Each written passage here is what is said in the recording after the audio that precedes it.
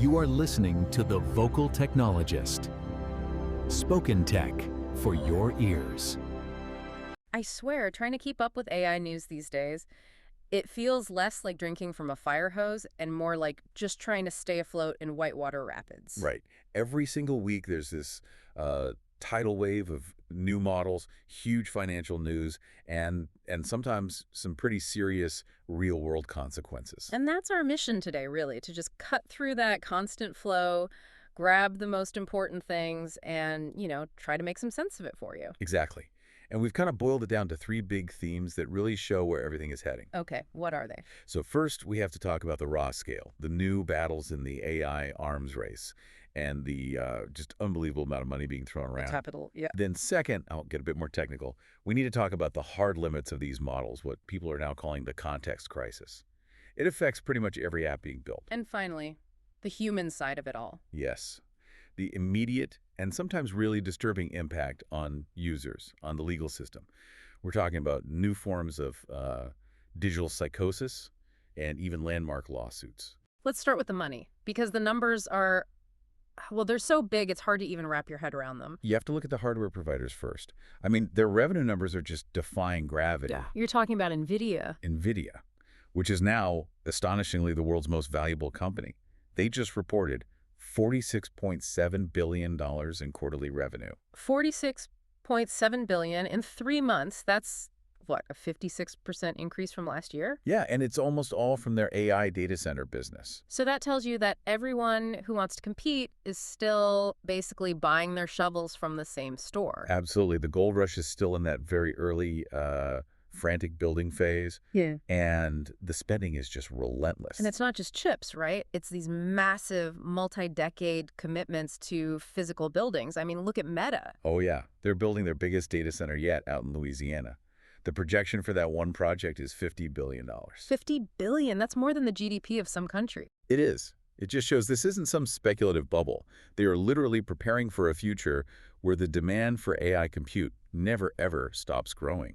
What's so fascinating to me, though, is that while all this money is being spent on this, shared foundation, the competition on top of it is getting both messier and, weirdly, more collaborative. Oh, for sure. We're seeing a lot of new legal friction. Like the XAI suit. Exactly. They just filed a major lawsuit against Apple and OpenAI, basically accusing them of colluding to kill competition. And the claim is that Apple embedding ChatGPT into its ecosystem is designed to lock out rivals, like their own Grok model. It's a classic antitrust argument for a completely new kind of tech stack. But at the same time, these bitter rivals are also partnering up. That's the paradox. The tech is so complex it forces these strategic alliances.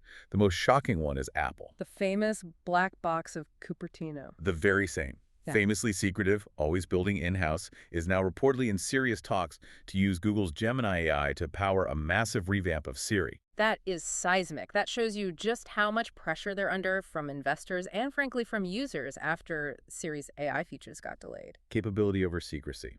It's a huge shift, and you see it elsewhere, too. Meta is partnering with Midjourney, licensing their image and video tech. Everyone is scrambling to get the best capabilities, whether they build it, buy it, or license it. Nobody wants to get left behind. And then you have the other side of that coin. Players like Microsoft trying to become less reliant on others. Right. They just released two pretty significant in-house models. One is MAI Voice 1, which is a speech generation model. It's ridiculously fast. You can create a minute of audio in less than a second. Wow. And the other? The other is MAI 1 Preview. It's what's called a mixture of experts model and MOE. Okay, for anyone not familiar, can you break that down real quick? Sure. So instead of one giant brain, and MOE uses lots of smaller specialized neural networks, the experts, and then a router decides which expert is best for any given part of a task. It's generally faster and cheaper to run. And Microsoft trained this on what? Something like 15,000 H100 GPUs? A very serious number, yeah. It signals they want to compete at that foundational level, not just be a customer. Meanwhile, XAI is taking a totally different approach. They're going after speed and, maybe more importantly, cost. Their new Grok Code Fast 1 is priced at 20 cents per million input tokens. Wait, say that again, 20 cents?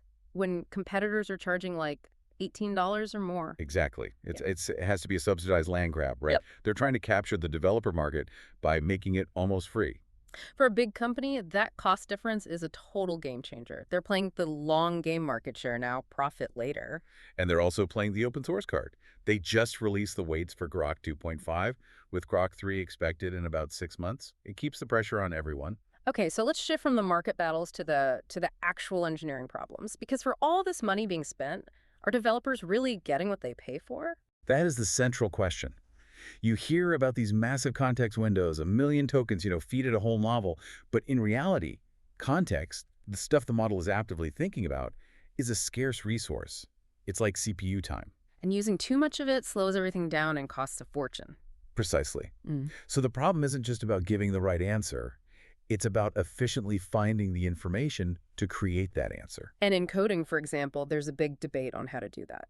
A huge debate. There are basically two camps. The first is using grep, the traditional keyword search. It's fast, it's exact, but it drowns users in irrelevant matches, and crucially, it burns too many tokens by pulling in huge chunks of text that are only vaguely related. So what's the other option? The one that is gaining a lot of ground is vector search-powered RAG retrieval augmented generation. Okay, so in plain English. Instead of just keywords, it uses sophisticated embeddings to understand the meaning of your query.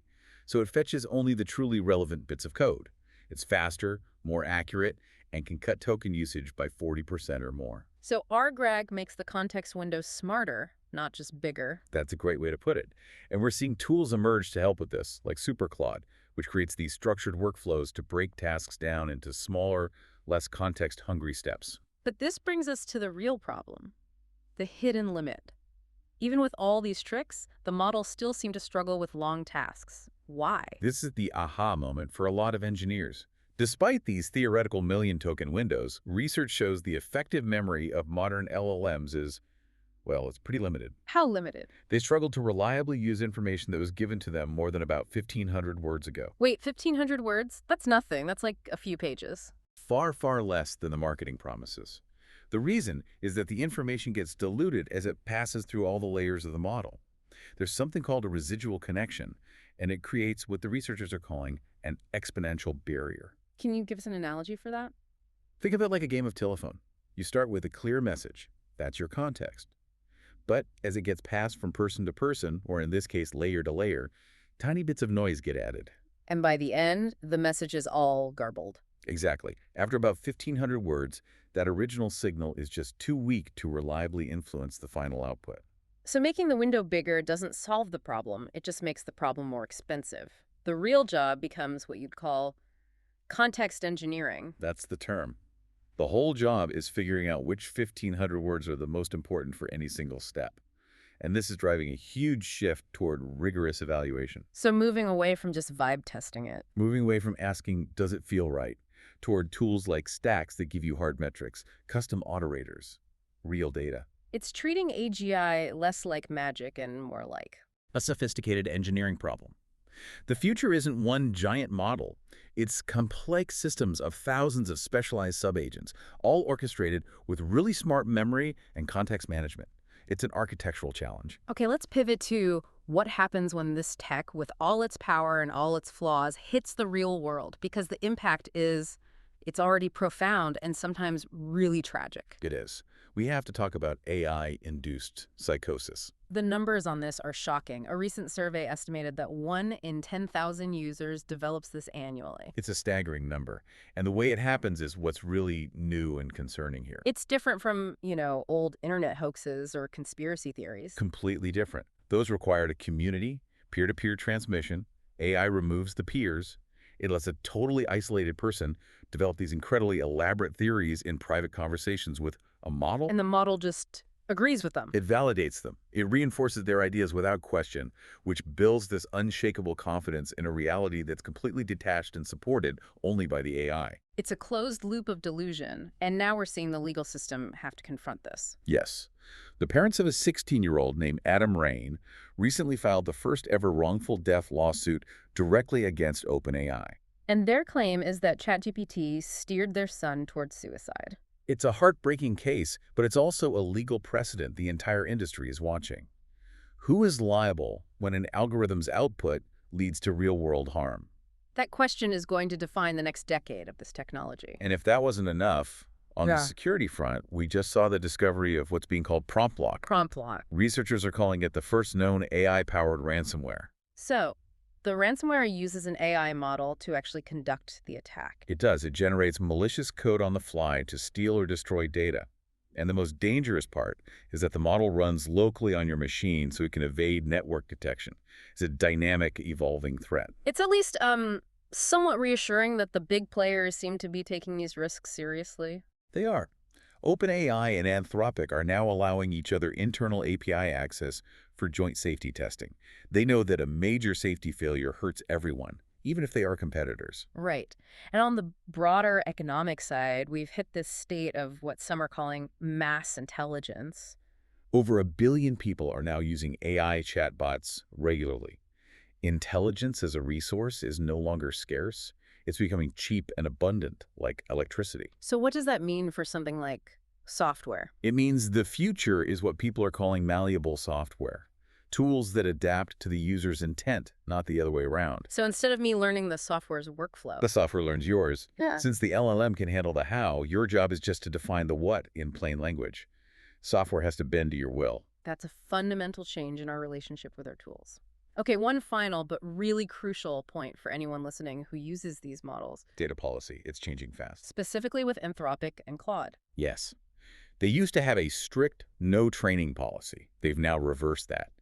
Users now have to actively opt out by a certain date if they don't want their conversations used to train future models. That is a critical shift. So if you use Claude, you need to look that up because your data will be used unless you explicitly say no. It's a huge change from passive consent to active refusal. Okay, so let's try to pull this all together. We have billions of dollars, $46 billion in revenue for just one company pouring in to build these next-gen models like GPT-5. Right. But that immense power is slamming up against this fundamental engineering wall, that 1,500-word effective memory limit. And all of this is happening while we are just beginning to grapple with these huge societal risks, the lawsuits, the psychosis, the new cyber threats. It's this incredible tension between limitless ambition and very hard, very immediate reality. And that's something we're always tracking here on Vocal Technologist. So looking forward with this era of mass intelligence, we're even seeing claims that models can prove new mathematical theorems. They're starting to do truly novel intellectual work.